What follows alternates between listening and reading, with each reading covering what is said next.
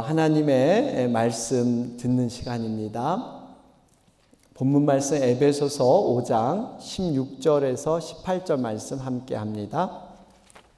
세월을 아끼라 때가 악하니라. 그러므로 어리석은 자가 되지 말고 오직 주의 뜻이 무엇인가 이해하라. 술 취하지 말라. 이는 방탕한 것이니 오직 성령으로 충만함을 받으라. 아멘. 할렐루야. 반갑습니다. 인사를 좀 같이 하시죠. 할렐루야. 아멘. 그래야 제가 또 이렇게 힘이 나서 저만 인사하는 것 같아요. 우리가 이게 반응하는 걸 좀 이렇게 훈련을 좀 해야 되는데, 하여튼 여러분, 오늘은 우리 성령 강림 주일입니다. 여러분, 우리가 아는 기독교 절기 중에서 아주 중요한 몇 가지 절기가 있는데, 여러분 기독교 절기 중에서 만약에 중요한 걸 꼽으라 한다면 어떤 걸 꼽으십니까? 아마 예수님이 태어난 성탄절, 아니면 죽음에서 부활하신 부활절, 아마 이런 것을 많이 떠올리실 거예요. 그런데 그에 못지않게 중요한 절기가 있는데 바로 오늘 지내는 성령 강림절입니다. 여러분, 성령 강림절이 굉장히 중요한 절기예요. 왜냐하면 영이신 하나님께서 각 사람에게 임한 것을 기념하는 날입니다. 여러분, 우리에게 하나님의 성신이 임했어요. 과거에는 율법 시대에는 하나님의 말씀을 지키는 것을 어떤 자신의 의지나 노력, 행위로 하려고 했습니다. 그러다 보니까 하나님의 말씀을 따를 수 없는 경우가 굉장히 많았죠. 그러다가 때로는 조금이라도 그 말씀대로 살게 되면 내가 했다는 이 교만함이 자리 잡기 쉬웠습니다. 또한 말씀대로 살지 못하다가 실패하고 좌절감, 이런 패배의식, 이런 속에 살았던 시대가 과거 율법 시대였어요. 한마디로 우리가 알듯이 마음은 원이로되 육신이 약해서 넘어지는 이런 경우가 많았습니다. 그런데 감사한 것은 하나님께서 이 인간들의 연약함을 아시고 과거에는 돌판에다가 율법을 새겨서 이것을 지키게 하셨는데, 이제 우리 마음의 연약함을 아시고 이 마음에다가 하나님의 약속을 심어 주셨습니다. 이 마음에 성령께서 임하신 날이에요. 여러분, 이제 이 마음에 성령님을 모셔드리니까요, 우리의 마음이 하나님에 대한 선한 소원도 있고, 과거에는 내가 할 수 없는 것들도 성령님을 통해서 할 수 있도록 이렇게 만들어 주신 줄로 믿습니다. 그러니까 하나님에 대한 열망도 생기고 어떤 의지도 하나님이 우리 마음 가운데 허락하셔서 하나님의 능력을 경험하게 한 것이 바로 성령 강림의 의미예요. 이 말씀이 바로 예레미야 31장 33절에 기록되어 있지 않습니까? 여기 보시면, 그러나 그날 후에 내가 이스라엘 집과 맺을 언약은 이러하니 곧 내가 나의 법을 그들의 속에 두며 그들의 마음에 기록하여 나는 그들의 하나님이 되고 그들은 내 백성이 될 것이라. 여기 보니까 하나님의 법을 어디다 뒀어요? 그들 마음. 과거에는 돌판에 줘서 이걸 지켜라 했는데, 이제 너희들이 연약하고 이걸 잘 못 지키니까, 그래, 내가 연약하니까 네 마음에다가 새겨줄게. 여러분, 이것이 얼마나 놀랍고 기쁜 일인지 몰랍니다. 이게 얼마나 감사한지 몰라요. 여러분, 정말 우리 하나님께서 이 성령님을 통해서 이제 하나님과 임재를 느끼며 동행할 수 있도록 그렇게 우리에게 해주신 날이 바로 성령 강림절인 줄 믿습니다. 여러분, 왜 이렇게 성령 강림절이 중요하고 이 역할이 중요하냐면, 여러분, 성경에서 가장 중요한 핵심을 꼽으라 한다면 성경이 쫙 기록되어 있는데, 그 성경을 정말 간단한 한 문장으로, 한 그 단어로 이렇게 좀 축약을 해본다면 이겁니다. 하나님의 임재와 동행, 이거예요. 성경을 통틀어서 어떻게 하면 하나님의 임재를 경험하고 하나님과 동행하는가? 이게 성경의 핵심입니다. 그런데 이 성경의 핵심이 우리가 하는 이 신앙생활에서 가장 중요한 핵심과 동일하게 맞물려 있습니다. 여러분, 우리가 신앙생활하면서 놓치지 말아야 할 것이 딱 하나 있는데 이거 아니겠어요? 어떤 사건을 만났습니다. 어떤 상황을 당했어요. 그럴 때 나의 어떤 생각과 판단보다는 하나님의 임재를 느끼면서 하나님과 동행하면서 하나님의 뜻으로 어떤 사건과 상황을 바라보는 것, 여러분, 이것이 신앙생활의 가장 중요한 핵심입니다. 어떻게 보면 지금 성경의 핵심과 우리 신앙생활의 핵심이 동일하다는 거예요. 하나님의 임재를 어떻게 느낄 것인가? 하나님과 어떻게 동행할 것인가? 바로 이 문제를 우리는 해결해 가는 것입니다. 여러분, 우리 하나님께서 우리에게 구원을 위해서 천국을 보내시기 위해서 우리를 부르셨는데, 우리를 그냥 죽은 후에 단순히 천국으로 가는 것, 여러분, 이것을 위해서 우리를 부르지 않으셨어요. 여러분, 천국은 죽어서 경험한 곳이 아니라 내가 이 땅에서 예수님을 믿고 예수님과 동행할 때 깨닫는 놀라운 이치가 바로 천국인 줄로 믿습니다. 예수님이 말씀하셨잖아요. 내가 이 땅에 온 것은 양으로 생명을 얻게 하고 풍성히 얻게 하려는 것이다. 그러니까 단순히 생명, 영원한 구원을 주실 뿐만 아니라 이 땅에서 풍성하게 누리며 살 수 있도록 모든 구원이 포함되어 있는 줄로 믿습니다. 그러니까 결국에는 우리가 예수 믿고 죽음 후에 천국 간다, 이것을 믿는 사람은요, 반쪽만 구원을 받은 신앙입니다. 그 반쪽이 또 있어요. 그것은 이 땅에서 하나님의 능력을 알고 하나님의 놀라운 임재와 동행의 가치를 알고 그 하나님과 함께 행복한 복된 생활을 해나가는 것, 여러분, 이것이 천국의 의미인 줄로 믿습니다. 그래서 우리가 어떻게 하면 이 천국의 삶을 살아갈 수 있을까? 이 땅에서 어떻게 하면 우리가 하나님과 통행할 수 있을까? 이게 우리 신앙의 과제입니다. 신앙의 숙제예요. 그런데 그 방법은 뭡니까? 예수님을 닮아가는 거예요. 예수님을 배워가는 겁니다. 그러면 어떤 분은 이러실 거예요. 아니, 거룩하고 존귀하신 그 예수님을 우리가 어떻게 닮아가고 배울 수 있습니까? 이러한 질문들을 하시는 분도 계실 겁니다. 그런데 이 구약에 보면 하나님의 임재와 동행을 하나님이 쭉 구약의 그 흐름 속에다가 그것을 이렇게 쭉 설명해 놓으시고 이렇게 변화된 모습으로 그것을 기록해 놓으셨어요. 하나님께서 구약의 과거에는 자연을 통해서 하나님이 임재해 주시고 말씀해 주셨죠. 그러다가 믿음의 특정한 사람을 택하셔서 예를 들면 아브라함이나 이삭이나 야곱이나 요셉, 이런 특정한 사람을 통해서 하나님의 말씀을 그들이 깨달을 수 있도록, 그들이 또 하나님의 말씀을 대언할 수 있도록 이렇게 만드셨어요. 그리고 이스라엘 백성들이 광야에서 이렇게 지낼 때는 성막을 통해서 하나님이 임재해 주셨고, 이제 왕들이 생겨서 왕들이 다스리는 나라가 됐더니 성전을 통해서, 성전에서 하나님 앞에 예배할 때 하나님을 만나고 하나님의 음성을 들을 수 있도록 그렇게 하셨어요. 그러다가 이 모든 과정이 겪은 후에 드디어 약속대로 하나님의 아들 예수 그리스도를 바로 이 땅에 보내셔서 하나님을 직접 보여주시고 하나님을 경험하게 하신 이 사건이 여러분 위대한 사건이지 않습니까?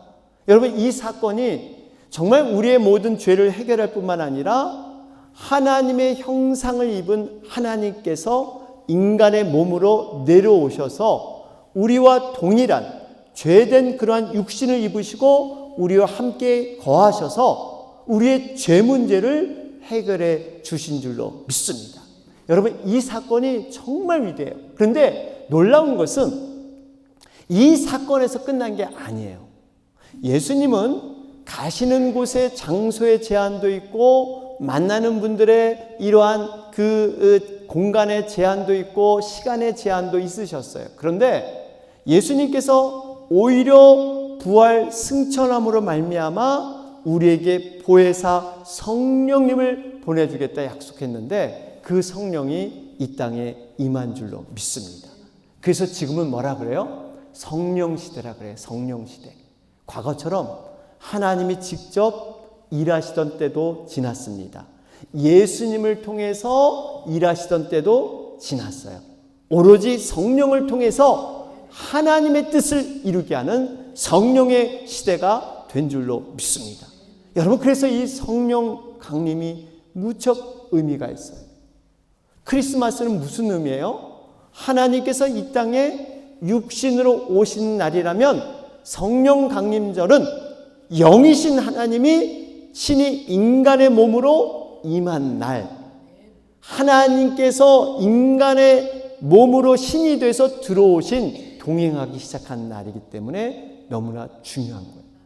여러분, 우리가 이 흐름 가운데요, 어떻게 이 성령의 역사가 이루어졌고 하나님이 과거에 인간의 죄악된 모든 죄를 회복하셨는가, 이 말씀을 통해서 알 수가 있는데, 여러분 창세기 2장 7절에 보면 우리의 모습이 원래 저랬잖아요. 여호와 하나님이 흙으로 사람을 지으시고 생기를 그 코에 불어넣으시니 사람이 생명이 된지라. 원래 인간은요, 영적인 존재였습니다. 다른 동물이나 생물에게 없는 생기, 이 생기가 성령, 바로 하나님의 영이었습니다. 그래서 우리는 영적 존재로 하나님과 교통하고 하나님과 대화하며 하나님과 더불어 살 수 있는 이런 존재였어요. 여러분, 그런데 인간이 그만 이 영적인 존재가 하나님의 뜻과 말씀을 거부하기 시작합니다. 하나님의 말씀에 불순종하기 시작해요. 먹지 말라고 한 그 선악과를 따먹고 죄를 짓게 됨으로 말미암아 이 죄가 사망이 들어오고 그 사망으로 인해서 영이 죽어버리는 이런 안타까운 일이 생기게 됩니다. 여러분, 성령이 떠나자 인간은요, 이 죄악된 본성으로 타락하기 시작하는데 정말 무서울 정도로, 말릴 수 없을 정도로 나락으로 떨어지기 시작합니다. 하나님 자리에 자신이 왕이 돼서 하나님 역할을 하고 하나님 흉내를 내는, 그리고 자신만을 위하는 그러한 삶으로 상대방을 미워하고 시기하고 죄를 짓고 살인까지 저지르는, 여러분 이런 모습 때문에 하나님께서 사람을 만드시고 처음 소감이 보시기에 심히 좋았더라. 여러분, 완벽하신 하나님께서 만드시고 스스로 감탄할 정도로 인간을 완벽하게 만드셨는데, 그런 기쁨과 놀라운 능력으로 만드셨는데 이제는 실망하기 시작해요. 사람 지으심을 한탄하사 마음에 근심했다, 이렇게 말씀하시죠. 결국 하나님이 어떻게 이 일들을 처리하십니까?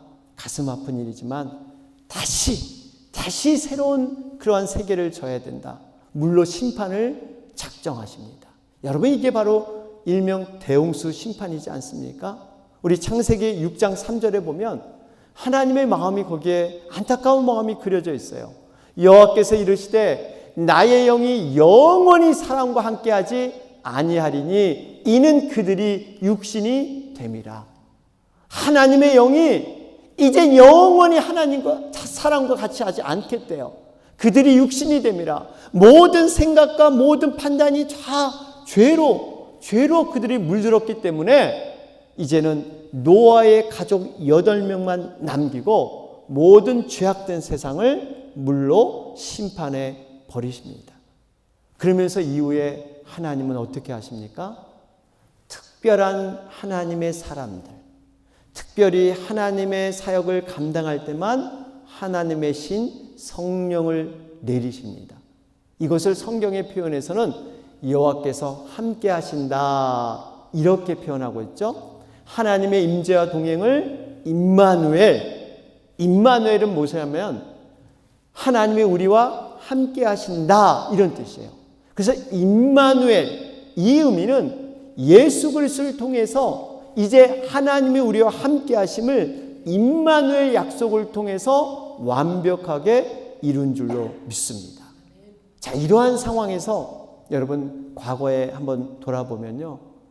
믿음의 사람, 특별한 사람, 아브라함, 이삭, 야곱, 요셉 아니면 사무엘, 다윗 이런 하나님의 특별한 사람에게 필요할 때만 하나님의 신이 임했는데 이제는 예수님이 부활 승천함으로 말미암아 보혜사 성령님을 통해서 남녀노소 할 것 없이 모든 보통 사람들에게도 하나님의 영이 임하게 된 줄로 믿습니다. 여러분 이것이 얼마나 놀라운 일입니까?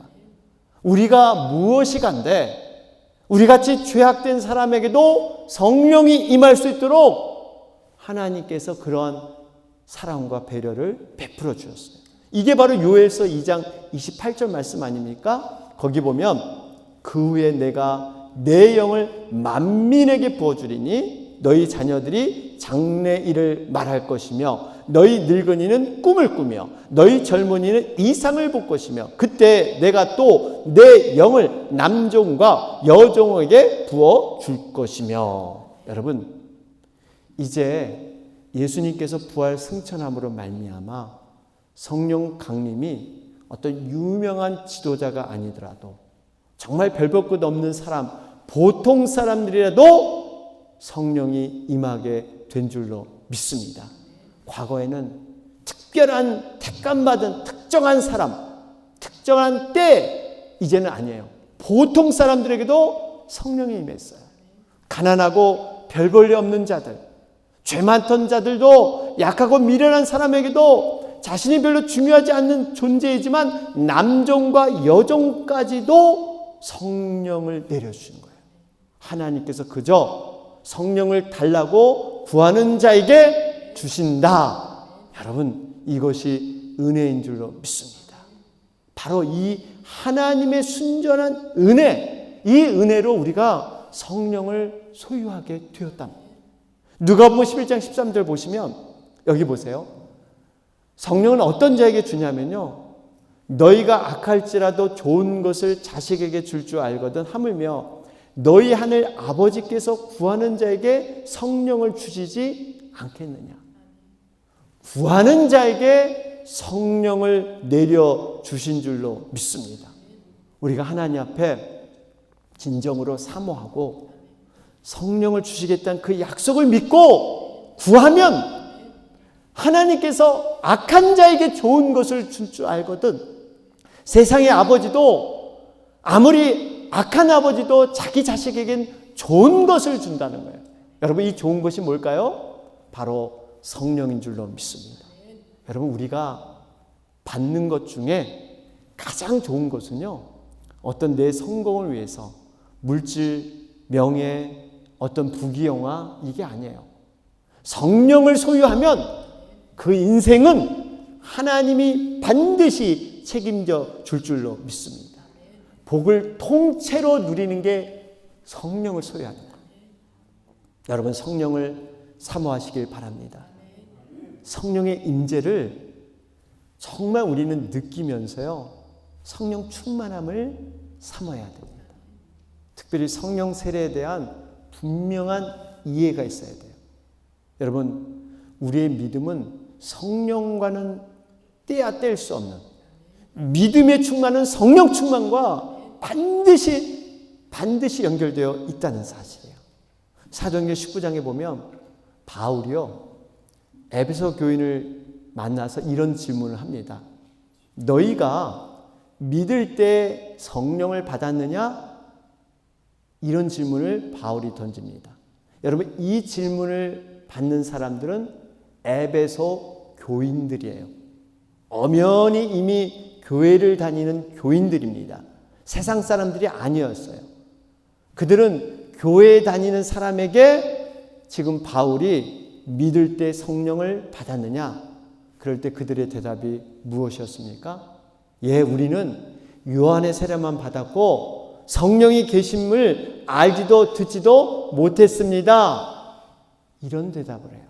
여러분, 우리가 교회만 다닌다고 해서 안심할 게 아닙니다. 과연 성령에 대한 얼마만큼 이해가 있고 그 성령님을 존중하며 특별히 성령 세례와 성령 충만함을 사모하고 있는가? 여러분, 그럼 과연 나는 이 성령을 받았는지 안 받았는지 내가 어떻게 알 수 있습니까? 이런 질문을 던질 수가 있어요. 여러분, 그것은 제가 앞에서 말씀드렸지만 우리 일상에서 만나는 어떤 사건과 상황들 가운데 아니면 사람 관계, 이 세 가지입니다. 어떤 사건, 내가 어떤 상황에 처하고 사람들의 그 관계에서 빚어지는 모든 일들이 과연 성령을 소유한 분과 성령을 소유하지 않는 분은 확실히 거기서 차이가 난다는 거예요. 이 모든 사건과 상황들을 단순히 나의 생각과 나의 판단으로만 반응한다면 성령의 사람이 아닙니다. 우리가 성령 세례를 받았다면 내 안에 과거에 없었던 다른 내 자신이 내 안에 있다는 것을 발견해야 됩니다. 과거에는 내 멋대로 생각하고 내 멋대로 판단하고 내가 기준이 돼서 내가 이 죄는 좀 죄의식을 느끼고 이 죄는 나름대로 가볍다고 생각해서 합리하고 그냥 넘어가고 내 마음에 꺼리낌이 없었습니다. 나에게 잘못하거나 섭섭한 사람이 있으면 미워하는 것 당연하다고 생각을 했습니다. 그런데 성령님을 모시고 나니까 마음이 달라지기 시작해요. 내 멋대로 생각하고 판단하기보다는 말씀이 불현듯 떠오르기 시작하고 하나님의 마음이 느껴지면서 이 상황과 사건을 조금이나마 바꿔지는 하나님의 마음이 내 마음에 새겨지는 이러한 경험이 일어나기 시작합니다. 나에게 잘못한 사람들이 있어도 미워하기보다는 어느 순간부터 불쌍히 여기며 궁휼한 마음이 생기면서 그 영혼을 위해서 기도하게 되는 이런 일들이 일어나기 시작해요. 왜요? 성령께서 내 안에 계시기 때문에. 작은 죄를 짓더라도 과거에는 이렇게 죄의식을 느끼지 못했어요. 그런데 성령님이 자극하니까 마음이 편치 않습니다. 내가 생각하고 계획했던 모습대로 이루어지지 않더라도 마음이 평안하고요.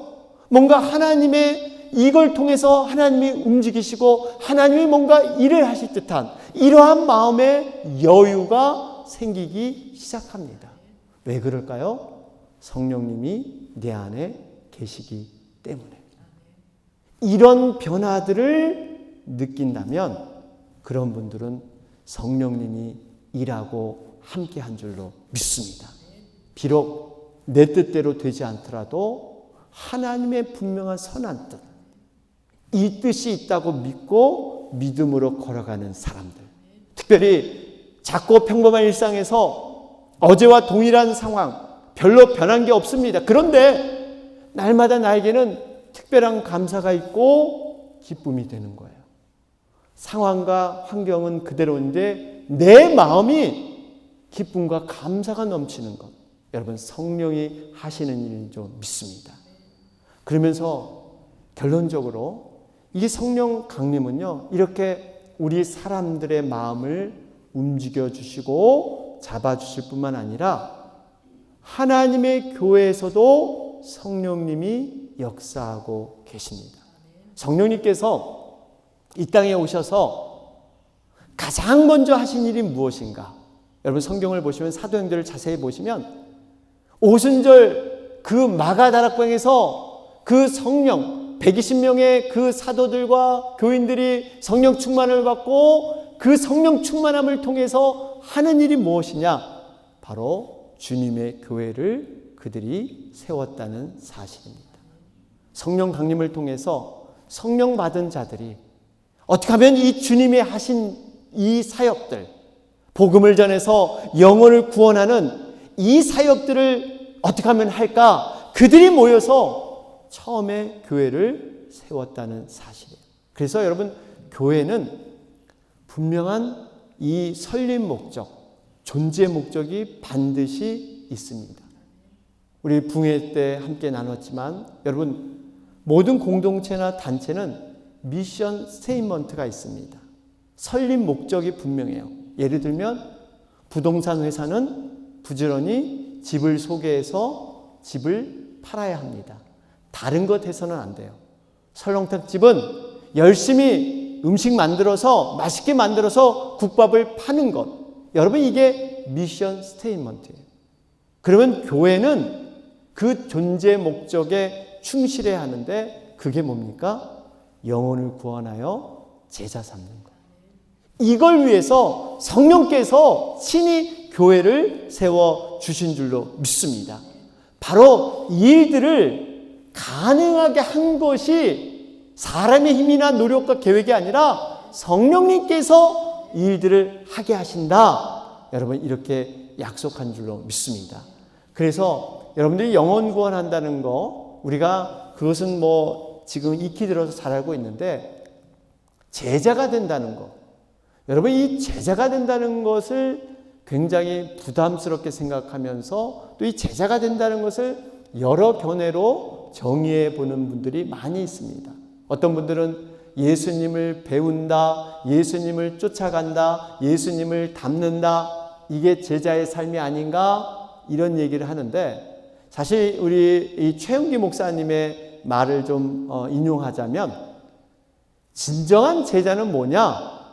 진정한 제자는 스승이 하는 것을 전수해서 그대로 그 일을 하는 사람이 제자라는 거예요.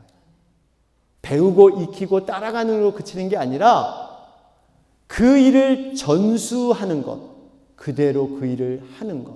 그래서 흔히들 제자하면 학원 선생님들, 제자란 말을 별로 어울리지 않죠. 학원에서는 수강생, 그저 배우는 것으로 끝나기 때문에, 배움이 목적이기 때문에 수강생. 그러나 대학원에서는 석사, 박사를 통해서 스승과 똑같은 그 길을 걷게 되는 진정한 제자가 양성된다는 것입니다.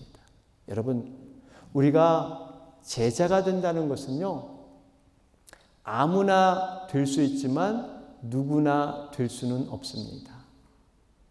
아무나 될 수 있지만 누구나 제자가 되는 건 아니에요. 제자에 대한 분명한 이해와 정말 그 사모함과 제자가 얼마나 축복된 삶인가를 분명히 알고 깨달아야 합니다.